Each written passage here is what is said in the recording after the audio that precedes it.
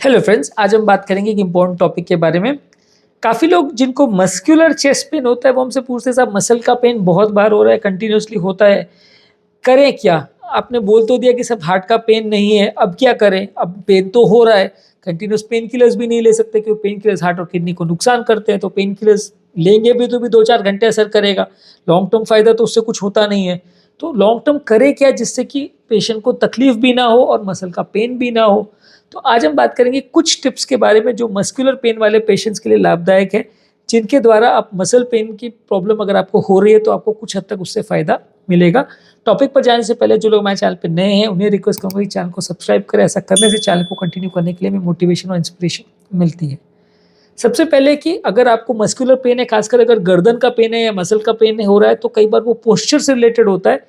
तो जब वो ऑफिस वगैरह में काम कर रहे हैं तो बहुत ज़्यादा गर्दन को झुका के या मोबाइल वगैरह पे देख रहे हैं तो बहुत ज़्यादा नेक पर स्ट्रेस नहीं पड़ना चाहिए। गर्दन का पेन कई बार जो है पोस्चर रिलेटेड होता है, पीठ का दर्द भी कई बार पोस्चर रिलेटेड होता है।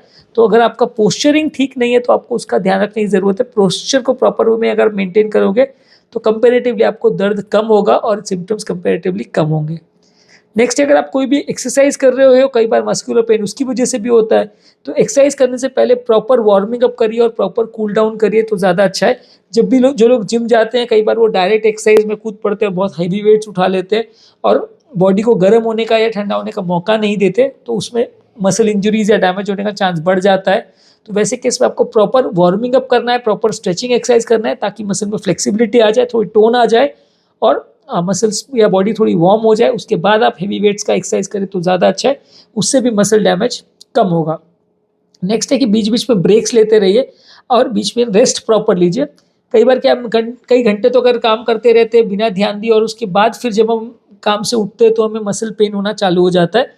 तो अगर आपको मस्कुलर पेन का प्रॉब्लम है तो आपको बीच बीच में थोड़ा रेस्ट लेते रहना ज़रूरी है। आप अगर प्रॉपर रेस्ट लेते हो तो बीच बीच में ब्रेक्स लेते हो या प्रॉपर रेस्ट लेते हो तो मसल पेन होने का चांस कम मिल रहता है। मसल को भी थोड़ा रिलैक्सेशन होता है, आपको मसल फटीग उतना ज़्यादा नहीं होगा। इसके अलावा रात को भी प्रॉपर अच्छी नींद रखिए, 7-8 घंटे 9 घंटे की अगर आप प्रॉपर स्लीप रखेंगे तो उससे भी आपको कंपैरेटिवली मसल पेन होने का चांस कुछ हद तक कम हो जाएगा। अच्छी नींद रखने से आपको मसल्स पेन या इस तरह के सिम्टम्स होने का चांस कम हो जाता है।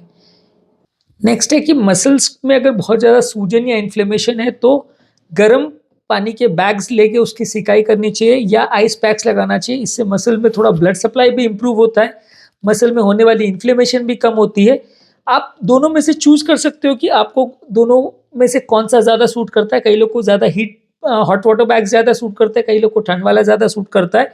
तो आप दोनों में से कौन सा आपको ज़्यादा सूट करता है, आपकी मसल्स को रिलैक्स करता है, आपके पेन को नम या कम करता है, वो उस हिसाब से आप चूज कर सकते हो कि आपके लिए क्या ज़्यादा अच्छा है। नेक्स्ट है कि मसल्स को मसाज कर सकते हैं। अगर प्रॉपर रिलैक्सेशन करने के लिए आप प्रॉपर ऑयल्स लेके अगर आप मसल को मसाज करेंगे तो उससे भी मसल्स का टेंशन और हीट कम हो जाएगा। इससे आपको मसल में रिलैक्सेशन होगी। जेंटल सर्कुलर मोशन में धीरे धीरे करके जो एरिया में दर्द हो रहा है उसमें मसाज कीजिए, बहुत ज़्यादा प्रेशर मत यूज़ करिए, उससे भी कई बार मसल पेन में आपको राहत मिलेगी। इसके अलावा over the counter medicine use करिए। अगर आपको ज़्यादा पेन की प्रॉब्लम हो रही है तो आप पेन किलर्स यूज़ कर सकते हैं या मसल रिलैक्सेंट जो किसी भी दुकान में अवेलेबल है वो आप यूज़ कर सकते हैं। मसल इससे पेन आपको कुछ हद तक कम हो जाएगा, कुछ मसल रिलैक्सेशन मिलेगा। पूरी तरह से आप इसको बहुत ज़्यादा लंबे समय तक नहीं यूज़ कर सकते क्योंकि ये मसल को डैमेज करता है, लेकिन थोड़े समय तक आप इसको यूज़ करें तो बुरा नहीं है, इससे आपका मसल में रिलैक्सेशन बेटर होगा। और कई बार क्या है, मसल पेन की वजह से मसल बिल्कुल स्टिफ हो जाती है, तो अब उस टाइम अगर आप पेन किलर नहीं लोगे तो नुकसान होने का चांस ज़्यादा होगा। नेक्स्ट है कि फिजिकल थेरेपी या फिजियोथेरेपी करिए।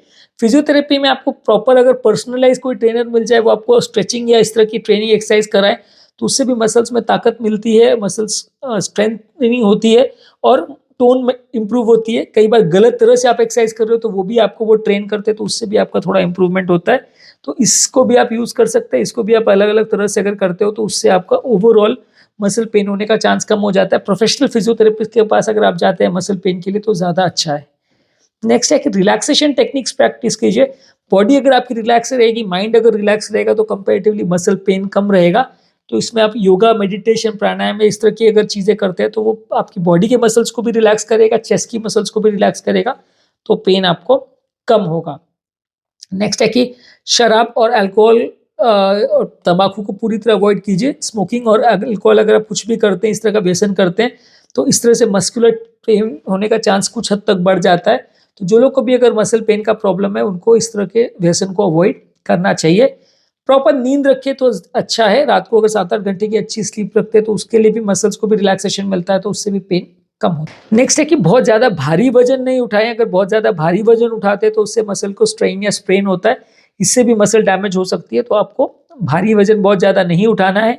और अगर उठा भी रहे तो प्रॉपर लिफ्टिंग टेक्निक के साथ करिए। उसमें जैसे आप जिम भी अगर एक्सरसाइज कर रहे हो तो किस एंगल के साथ आपको मसल को टोन करना है, किस एंगल्स में आपको एक्सरसाइज करना है, वो भी बहुत ज़्यादा ज़रूरी है। लोग जो अनमॉनिटर्ड या अनसुपरवाइज एक्सरसाइज करते हैं या घर पे जिम रखते हैं, तो उनके लिए जिम के हिसाब से तो अच्छा है, लेकिन उसमें गलत तरह से एक्सरसाइज होने का और बिना ट्रेनर के अगर आप एक्सरसाइज करते हो तो गलत मूवमेंट मसल्स की होने का चांस बहुत ज़्यादा बढ़ जाता है। तो जो लोग रेगुलर एक्सरसाइज करते हैं उनको मसल की एक्चुअल मूवमेंट और एक्चुअल टोन का ज़्यादा ध्यान रखने का ज़रूरत है। नेक्स्ट है कि अर्गोनॉमिक इक्विपमेंट यूज कर सकते हैं। इसमें क्या है कि प्रॉपर सपोर्टिव चेयर या प्रॉपर कीबोर्ड या प्रॉपर टाइप की जो डिवाइसेज है जो उस तरह के पेन वाले पेशेंट्स के लिए बनाई जाती है, उसको आप यूज करेंगे तो आपको ज़्यादा अच्छे रिजल्ट्स मिलेंगे।